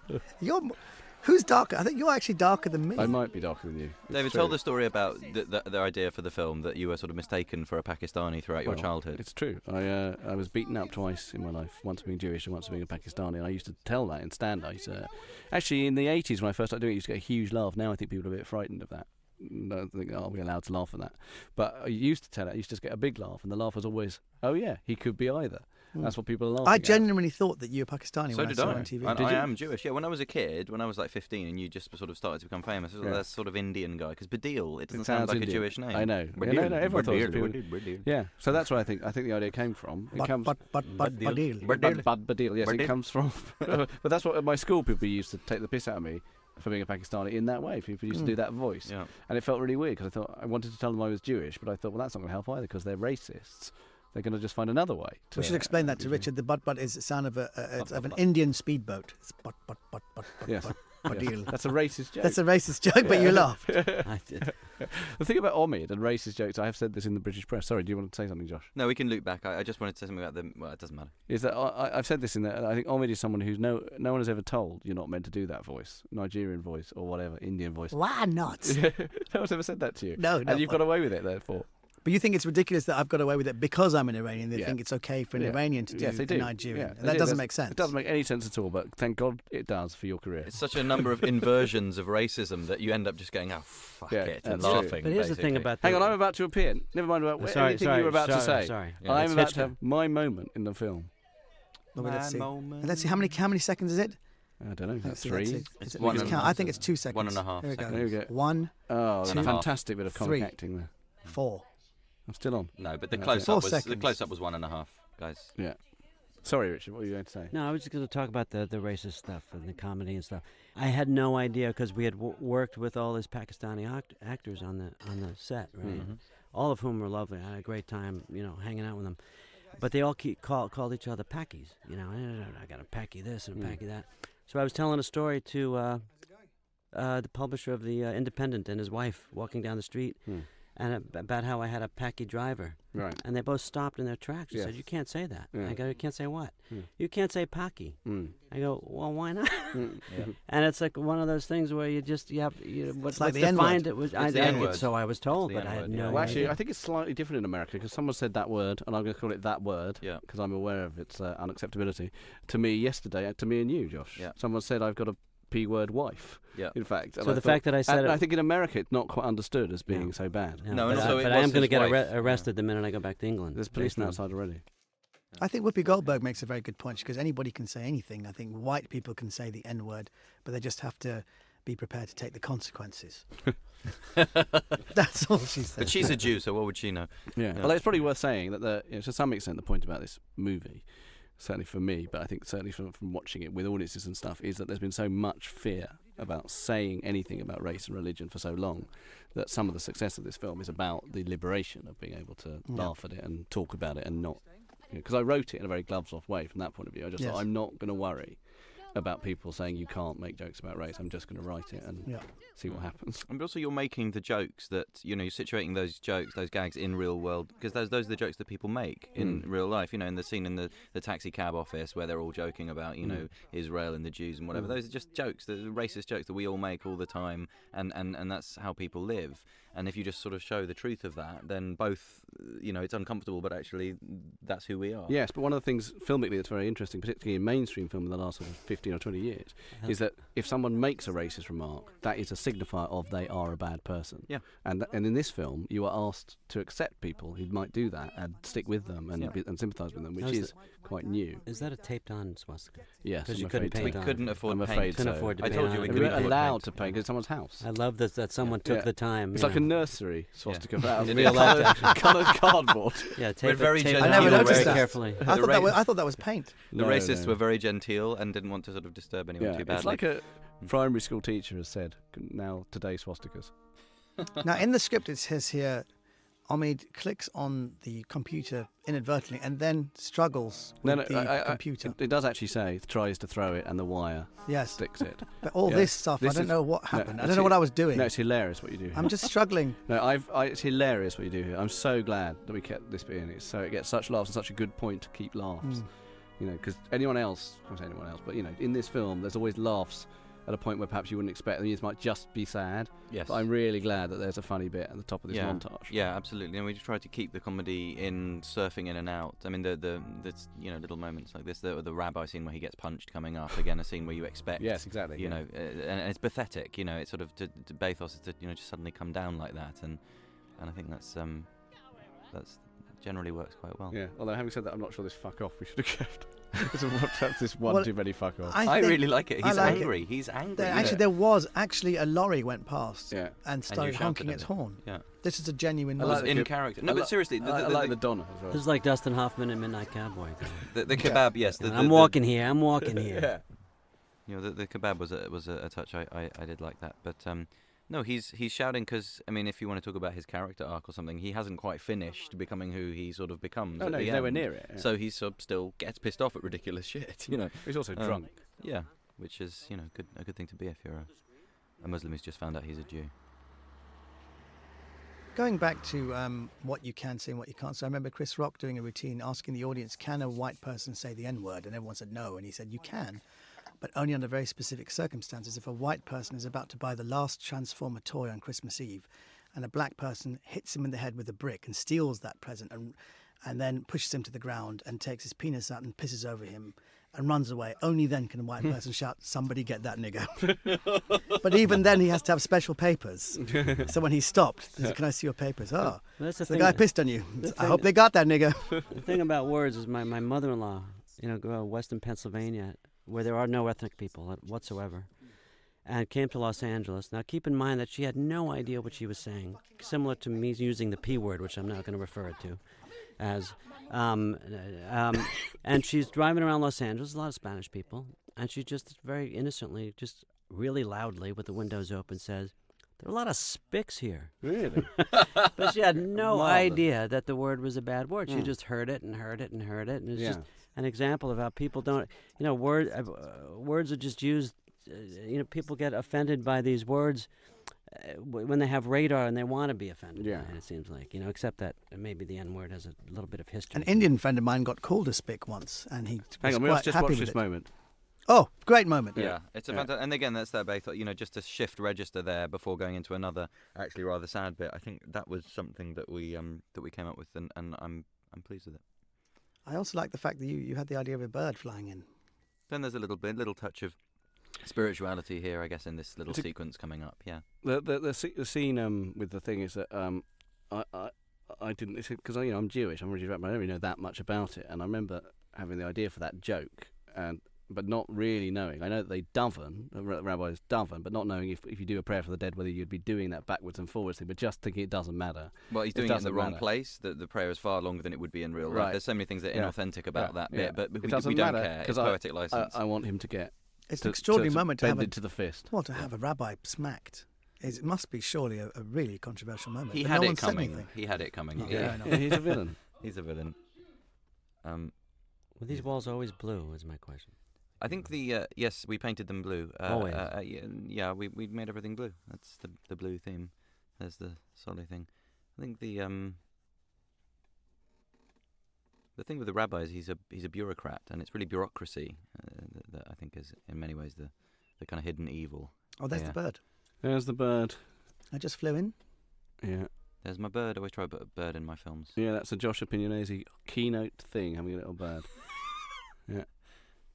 I think this is the first scene Richard and I shot. This is the first scene we shot together, and I say something funny about this scene, that you didn't know that I wasn't going to shoot any close-ups. So we shot 9 takes of this, and you went, right, okay, good, so now we're going to do the close-up. No. Omid and I bonded we over shot the fact 11 that yes, we we had bonded in our 11 hatred for you. that we had no cuts in the scene. No cuts, one shot, nothing to edit it with. That's the high wire I was talking about, and I just, in a slightly bravura way, introduced the film set and the producers to this shooting style with this scene quite early on in the film. I think second or third day of the shoot. This was you pissing on the set, basically. This was me pissing on the set and saying, "Listen, this is how we're gonna." What does pissing on the set mean? Marking my territory. Marking his territory. I see. Yeah. And I think within 24 hours, that was heavily reprimanded. And 24 hours, within 5 minutes. Within Why 5 aren't minutes? you shooting any fucking close-ups, Josh? Fuck you. You can't make me. But it's not that we were vain and wanted the close-up. We just wanted to be covered in case the take sucked. That's right. You wanted your asses covered, but luckily you were great. And, you seemed to like this, yeah? It was good. I love this scene. It's very warm. It's intimate, and it really the fact that you had actually met only recently before this and done very little rehearsal. I thought really it's an extraordinary piece of work. It's warm. It's got everything, and I find Omid incredibly real in this scene. I find it moving. It looks good as well. I like the framing of it and the sofas. And Natasha Breyer, who hasn't been mentioned yet, I should mention her. She contributed a lot. She's the cinematographer. Again, very art house in Argentine. She won the Silver Bear for her last film at Berlin, and she's a lovely, lovely woman. And it's really great to have a woman behind the camera instead of a bloke, because it just changes the atmosphere on set. And one of the people who's right there in your face the whole time. And by the way, the gaffer was one of the sweetest guys on the set, who was always looking at the clouds, waiting for the clouds. Gaffer is Mitch, who, by the way, wonderful cook, runs a pub near my house in Kent. Great He's cook, fantastic. The Carpenter's Arms, if anyone needs him. He's a great cook. He's a great gaffer. He actually looks like an Alain. Looks like Alain Delon. Yeah, he's great, Mitch. I love him. And he spent most of his time timing when the cloud was going to break, so we can get sunlight again. Yeah. Yes. Yeah. Shooting in the UK is not like shooting in LA. Let's just make that clear. There's a lot of cloud. Yeah. The reason why I've been so quiet is I've been trying to remember the director's name. It's James Burrows. That's it. James Burrows. Cheers, Friends, and Will and Grace. Will and Grace. A lot of Muslims, the scene of the two books being put together was, for them, the most moving moment of the film, and the hands going across. Well, do you remember the great film Inherit the Wind, when Spencer Tracy playing Clarence Darrow puts the evolution book next to the Bible, the Monkey Scopes trial, the teacher who was on trial for teaching evolution back in 1922. Oh, that's clever. There's the and then back to humour again with the world's best mum, the urine cup. His own urine. He won't drink from his own urine infested cup. Yeah. Did you pee in that cup? Apparently, that's the story. Yeah. Oh. So, Bible study, Talmud study, Quran study. That shot was that's the one CGI shot in the whole film. We didn't actually have a shot with nothing in the background, so we had to. It's also a great bookend to the first scene in the movie. Well, it is the first scene in the movie. It is cut the first in scene again. Yeah. Oh, you're kidding? Yeah, we doctored it because we didn't have the shot. This is nicely observed by me. This scene was put in later to make the plot make sense. Yeah, we created a montage to Can we say about this scene here now, because there's a big guy at the back who falls over, we suddenly thought this was fun. This is now take 8, and there's a guy who falls over, but then we wanted to include it. So now take 9. He falls again. He falls again, but in shot now. So No, that's not actually right. He was always falling. Yeah, he was. But he was falling in the wrong place. Oh, right. And I didn't realise he was doing it to be funny. I just thought he was an idiot who kept falling over. And then he said, well, no, I'm doing it on purpose. It's quite difficult to do. I'm quite fat and it hurts my knees when I do it and stuff. And I was like, okay, well, I'll But did I'll anyone move you ask him along to a do bit. it? Did anyone ask- Yeah, they did, actually. It was Ina, the first assistant director. She just told him. But the did scary- you know to about fall that? over? She told her she was very good at Here director we of go. background action. You know, when you have a good first assistant director, He just they falls help over. you out. Ina told him. Yeah. That was well That's done. extraordinary. No, it wasn't the falling. It wasn't him falling. Actually, she directed someone else to fall off to the side. He did that and really then well. No, he does I do it picked really up on well. that. That's right. He and does then do it really well, but No, he does it great. you know, Yeah, it kind of goes airborne there for half a second. I He's wouldn't. I'd really never great. go to Ina straight away for comedy ideas. I'll be honest No, with it you. was. Ina. Ina is German. Yeah. Ina is just, German. Just remembered Ina. Yeah. She was Yeah. scarily. Yes, terrifying. she's wasn't She scary, was We loved her. scarily Yeah. wonderful. Yeah, she was the perfect first assistant director. I never had to raise my voice even once. I don't think. No. It's 'cause she's too busy shouting. She was too busy shouting. Yes. I do love Amit Shah. I love the little curl of his hair behind his ear. There is one great outtake where he fluffs that very difficult long line, and which we should stick on the DVD actually if we can find it.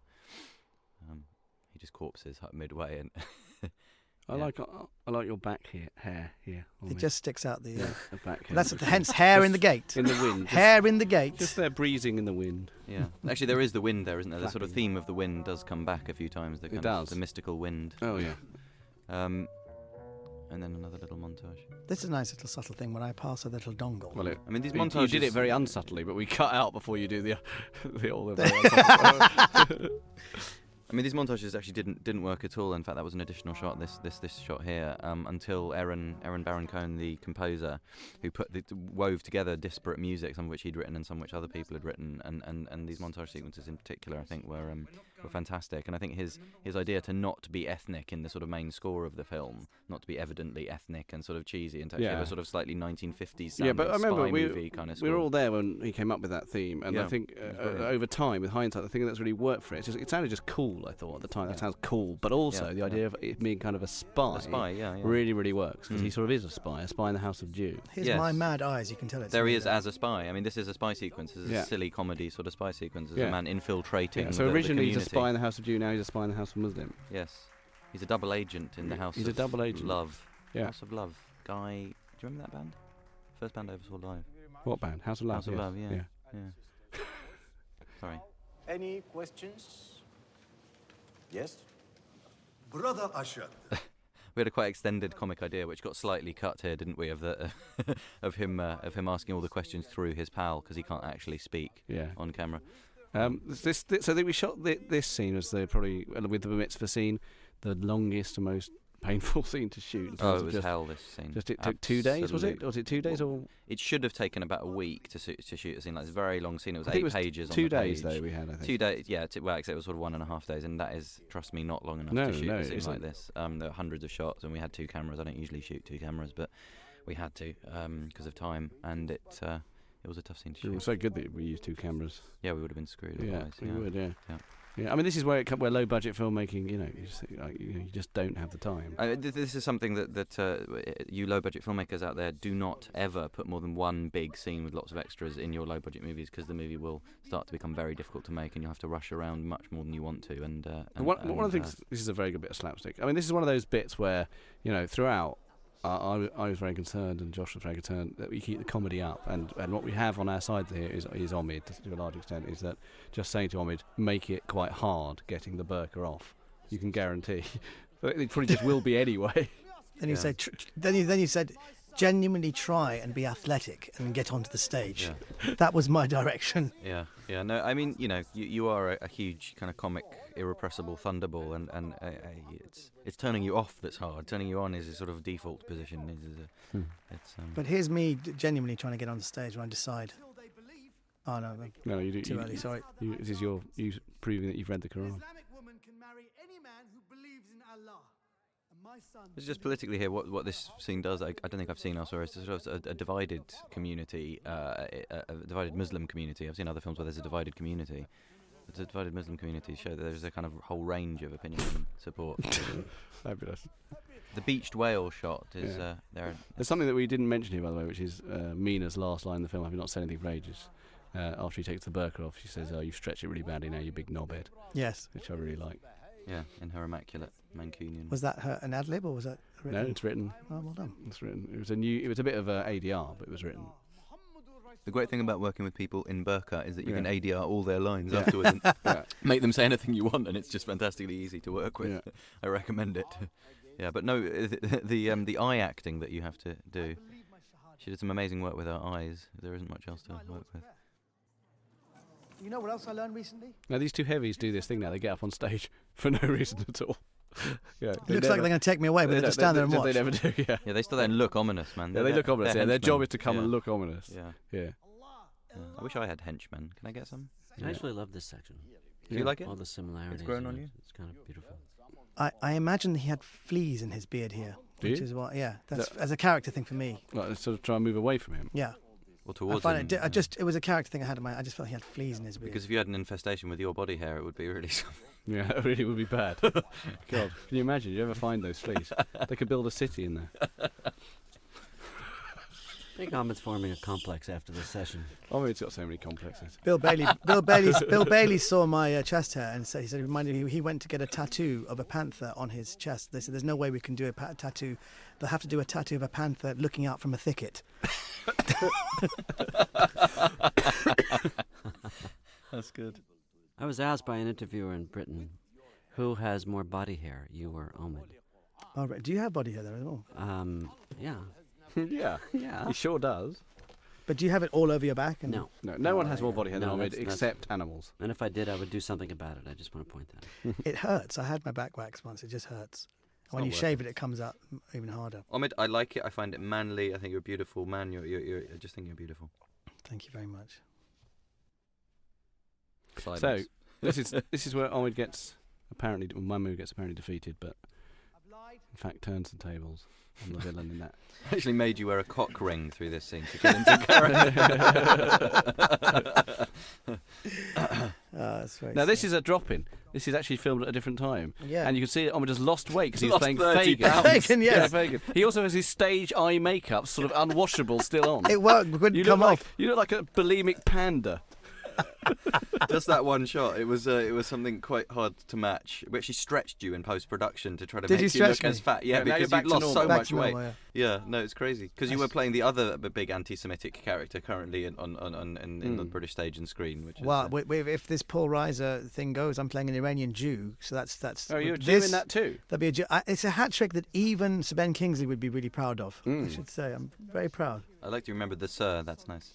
You must never not call him. He's always Sir Ben. Yep, Sir Never Ben. say Ben. Sven. I called him Ben once. He didn't respond. Really? Ben. Yeah. Try Kingston. Sir Ben. Try Kingston. Yes. I'm going to try that from now on, Sir Richard. Otherwise, I'm not going to look over. Okay, there's another drop-in coming in now. Now that this film. Can you tell the difference? Here it comes. Yeah, you see. That's me. Yeah. Eye makeup. Eye makeup. Panda. Yeah, And why did you have to reshoot it? Any second now he's going to eat bamboo and refuse to mate. Why These did are you have just to bits we reshoot hadn't. We hadn't filmed needed them. extra lines that we didn't Oh, have time to extra shoot lines, everything actually. on the day, and it went wrong And here's my favourite line in the whole film. because it's yours. Well, because it's from your No, stand-up. because you punched it up with a swear word. And some of them are beardy, weirdy fuckers who make shit up. Got a round of applause at It Hammersmith. was always fuckers, wasn't That it? was always biddy weirdy. In my stand-up, it never was. Yeah, but, wasn't it? but What you was added it? that in the. No, What was it? I just beardy Beardy weirdies who make shit up. Oh, really? Yeah. Really? I never said fuckers. Didn't you? No.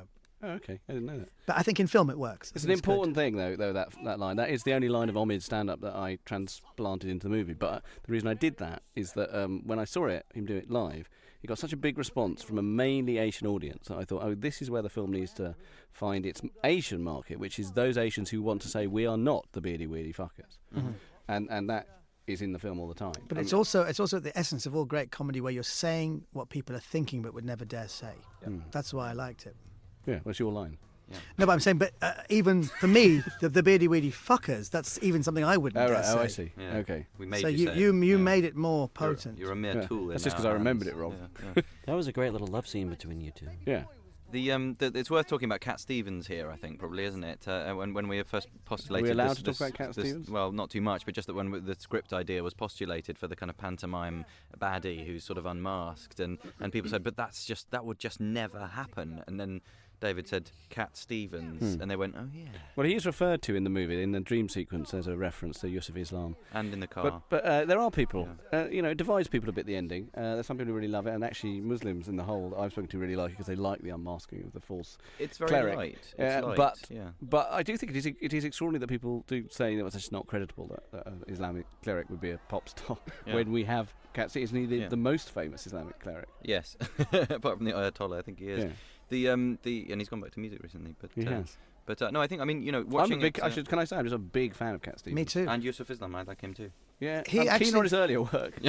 Actually, he's very similar to me. He was also raised in Kensington of Greek Cypriot parents, so he had a very similar upbringing to me. Why? Because you were raised in Kensington. I was raised in Kensington by Iranian parents. By Iranian parents, yeah. He lived, I think, a few streets away. You're from so me. Posh. I know, I'm so posh. You're so posh. Yeah. Yeah. Were you posh in Iran? I mean, not you, but your parents, were they posh in Iran? My mother was, not my father.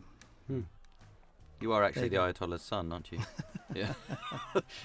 Secretly. The shrug. Hey. Nice shrug. Yeah. It's a pantomime thing, but it is a sort of unmasking that the escapade, the big sort of comic circus escapade thing, because it is ultimately a film about people hiding things from themselves and each other, and having those inverted and so on. So in this big comic way, it does kind of make that point very strongly. He's very thin, Amit, isn't he? Especially standing next to Amit. He's a youthful young yes, whip of a I lad. said to Amit, I'm sure you go to snooker hall and they start choking your head, and he didn't get it. What, snooker? Yes. Yep. Yeah, the comic cut down there to just have this little breath of normality wafting back in. Now, there's something here, which is a couple of people have said to me. In fact, someone said to me the other day in the Q&A, they said a black cab driver would never work for a minicab firm. And we have, in fact, cut something here, which is that there was a bit in which it's clear that Lenny's cab gets taken away because he's an alcoholic and he's caught driving. I remember that, yeah. And so this bit, in fact, I think doesn't quite add up as it used to because of that cut. But, But you got to make so it goes. So it goes, yeah. There's Arvin David. Arvin David in the producer. background. That's the producer. He's there in the background. Cameo. He's very happy about that. Yeah. We should mention. Did he get paid for that? Very much so. In kicks. And here we have the wedding scene. Yes, here's the cheesy wedding scene. Here's the wedding scene. Gotta love it. Yeah. She's very beautiful. No one's mentioned how good and Soraya beautiful Radford. Soraya was. Soraya Radford is hot stuff. Yeah, you watch out for her. Really She's fabulous. She's